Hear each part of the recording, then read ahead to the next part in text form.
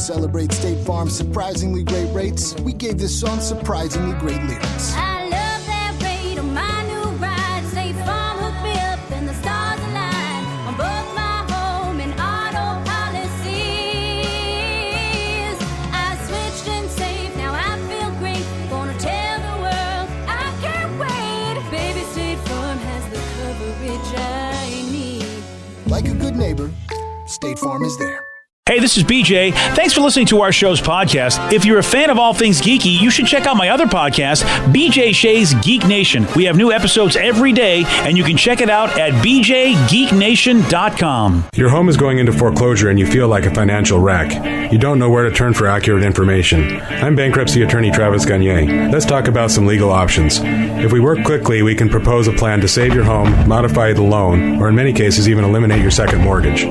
The consultation is free. I've helped hundreds of people just like you make informed decisions about whether to save their home or exit it on a reasonable, organized timeline. The chapter you choose sets the tone for the next chapter of your life. Please contact me today at choosetherightchapter.com. That's choosetherightchapter.com.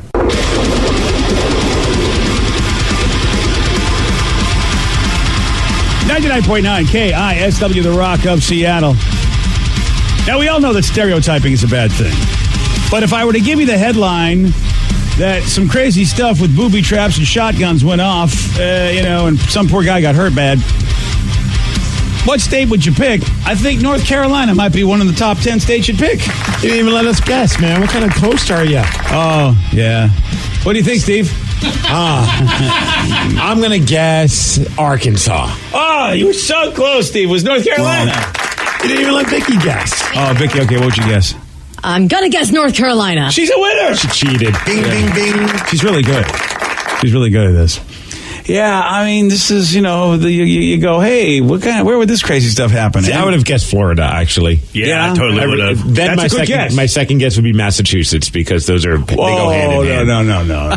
No, Massachusetts, come on now. We're It's more a-holes. like Massachusetts. Hey! Wow. Coming out hot here. Shots fired. Come on. It seems like recently there's been a lot of stupid stories about people based out of Massachusetts. I agree. There's some stupid stories. Yes. It usually involves people stealing, championship banners off the freeway and stuff like that. Just want some reciprocation. But if you got a little bit of hey, who would have wired up booby trap shotgun action? It does feel like it's in the hills somewhere. Okay. And in North Carolina, this is what happened. A guy went to feed some squirrels.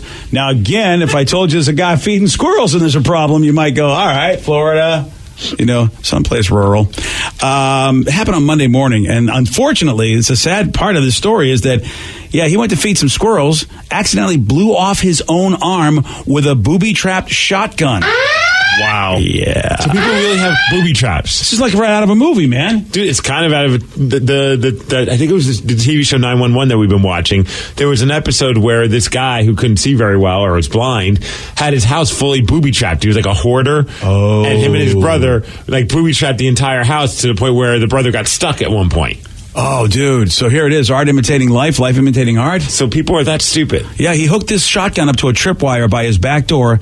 And, of course, hey, you don't want to remember something like that because he didn't. If you're going to put booby traps in your house, you got to remember you did that. He didn't remember he did that. And so he was trying to shoot a squirrel. No, he was feeding squirrels. Oh. He just has his house booby trapped, Steve, just because he's afraid of stuff. Okay. Yeah, it turns out, I guess, there's a lot of meth problems. So that's why he did it. He was friendly with the squirrels. He was digging on the squirrels. I wonder if it was that squirrel that was in the news that had very big breasts. Did you see that? Oh, I haven't seen it. You know what? I've heard about that breast squirrel. Yeah. Find me a picture because I want to see if she's hot. Wow. Oh, yeah, she's hot. That's like a solid C cup for a squirrel. Scaled the size, of course. Dude, not for nothing. I mean, that's a little bit more breast-like than I expected. You know what I mean? That's a different type of booby trap. Wow. Yeah. Wow. I can see why people are going crazy over that. They really do. It's cleavage and everything on that squirrel. The headline says, Twitter users in Japan have gone wild for this photo of a squirrel appearing to have sizable pair of breasts. What do you think this guy in North Carolina would have shot off if he saw the squirrel breast? Oh, my, I don't even want to know. That'd be a whole different news story. It surely would.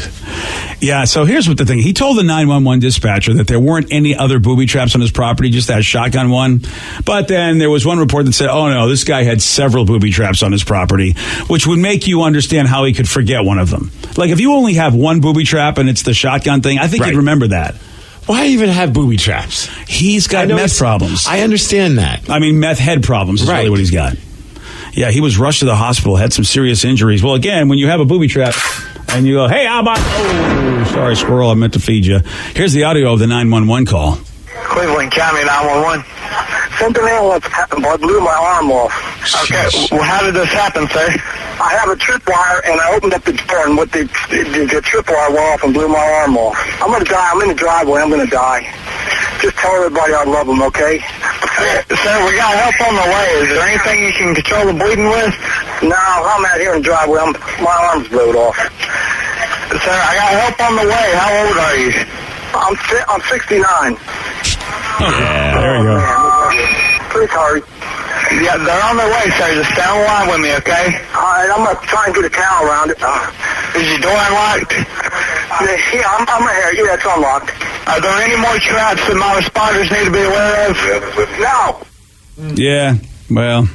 I guess one report said that's not true. You had plenty more. He was unbelievably calm. Yeah. But he's 69 years old, bleeding out. And if you played that for me, I would never have suspected that he blew his arm off. No, if I saw that like on one of those TV shows, I'd be like, they really underacted this performance. Yeah. I'd be screaming and yelling. But maybe in that moment of panic, there's almost a calming presence that hits you. You may be right about that.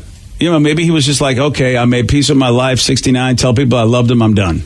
I wonder if anyone has like a booby trap that listens to our show. Oh, we've got some deep woods around here. Yeah. We do. You know, even though I talk about stereotypes, and there's certain parts of Washington State where, you know what, you feel like you're probably in the deep woods and people will be having traps. One text says there's a lot of hippies down here in Oregon. They lay bear traps for loggers when they go onto a logging area. Oh, that's BS. I wouldn't put shotgun booby traps past them. That's BS. You know what? When you're doing something to hurt other humans just because you philosophically don't agree with what they're doing in life, that's legal. That's stupid. That's just wrong. You can protest all you want. Don't have a problem with that. I think booby traps should only be in your own home. You shouldn't be putting them in like the woods or in the park. Is that what you're thinking? I mean, if we're going to have a code for booby traps. I didn't know we needed a code, but all right. You know what? I appreciate now I know that if I come to your house, the older you get, there's a chance. And what was the name of that kid from the Goonies? That had remember? Oh, yeah, I can't. Data or Data? Yeah, Data. He had the booby traps too. Yeah, all over his body. Yeah. So, Steve, you're pro booby trap as long as it's in your own home. Yes. All right. Well, you're allowed to do whatever you want in your own home. Okay. So if you want booby traps, go ahead. And the yard too, right? That's all part of your property, right? That's all part of your property. That's not fair to squirrels. Oh, see, look at you. Care about the squirrels. Well, especially the large-breasted ones. Yeah, you're right. We got to keep them in place. BJ and Migs, mornings on The Rock, 99.9 KISW. 99.9 KISW, The Rock of Seattle. All right, this is really bizarre to me because I don't think I would have ever guessed this. According to this new study from the National Bureau of Economic Research, they found that the products and brands, they found that they've got some products and brands that they feel are the best indicators that someone is rich. If you see people walking around with this, that good chance they're rich. Those Skechers shoes that make your butt firm. Yeah, that's the one. Yep. Yeah. When I see that, I think someone's balling. Yeah, that's me. You see me with my Sketcher, I have to call What do they call those, shape-ups? Yeah, the shape-ups or the fall-offs. Yeah, they don't have those anymore. Because people were falling off and hurting themselves. Because they never worked. Exactly. Yeah. Well, they got you in different kind of shape. Okay, well, what if... bad shape. Pretzel shape. What about the thing that goes around your abs to make you have muscles? That new machine? No, that's not on the list either. Yeah. Now, here's the thing. Having these things doesn't mean you are rich. It just means if you see somebody with these things, there's a good chance they are. Rolex. No, Rolex is not on there. Yeah, you assume if somebody has a Rolex, they got cash. This one is... Or they've been to New York and they're on the streets. Yeah, I just assume it's a fake watch. It's a Fragazi. Here is the number one sign. I don't think you guys had ever guessed this in a million years. If somebody has an iPhone, that's a good chance that they're rich because rich people get iPhones. I'm rich, bitch. You're rich, bitch. I don't feel rich. I got one. I know. I mean, a lot of people have iPhones. You have like an iPhone 6. Don't be disrespecting my iPhone, sir. Yeah. I mean, if you're rich, you have the 8. Or the Yeah, X. yeah, Or the you know X, what? Whatever, right? whatever you say, buddy. Kidding. I don't. Yeah. I don't get this. This is already stupid. Yeah, and maybe, Steve, you have a point. If somebody always has an upgraded iPhone, maybe you can think, okay, these guys have some cash. That's the number one indicator. Anytime I see anyone has an iPhone, I just think, oh, you got an iPhone. I never think that, oh, you must be rolling in the cash. Maybe back in the day when they first came out and they were hard to get, or when they were, you couldn't get them with like a simple phone plan. Maybe. That's interesting, though. But according to this, rich people have iPhones. Which if you're somebody that's got any kind of Android phone, I thought about that back in the day with Blackberries. Like, I thought that you were really balling if you had one of those, or when you had the Trio. Yeah, because it looked cool. Yeah, it looked like you knew what you were doing, and you had many important things to go do, like a Palm Pilot. Yeah, exactly. Yeah, you had a phone with buttons on it. I used to think that was somebody had an Eagle Planner. Oh my gosh! I thought those guys had to be bought. Ooh, or the watches that are also calculators. Yeah, Trapper keepers. No, Trapper keepers means you're in school. That's what that means. Well, that's the same thing with the Eagle Planner. No, the Eagle Planner's not a school thing. That was a business planner? thing. Basically, it's a Palm Pilot that you wrote everything in. It was a big notebook that you kept all your appointments in, and you wrote down all your contacts. I could do the same in a Trapper keeper. No, the Eagle Planner was legit. Before we got Palm Pilots and we got phones, Eagle Planner was the thing that all the business guys ran around in the 80s. I don't know if I can't even Google image search an Eagle Planner because all I get are a bunch of notebooks with eagles on them. Right? Wow. Like, you're talking some old stuff here. Dude, you're absolutely right. I am talking. The guy with the Eagle Planner was the one that had the giant cell phone. You remember those days? Man Eagle Planner. Type old man in there too. Isn't that interesting? It was a company called Eagle, and they made these. Do they still make calendars, Eagle, or anything at all? Because they made office supply stuff, and that was their big seller. I don't even know this. Wow. Yeah.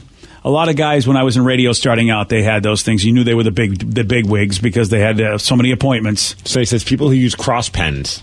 Oh. Are those the fancy pens, I would imagine? Yeah, but that's not on the list.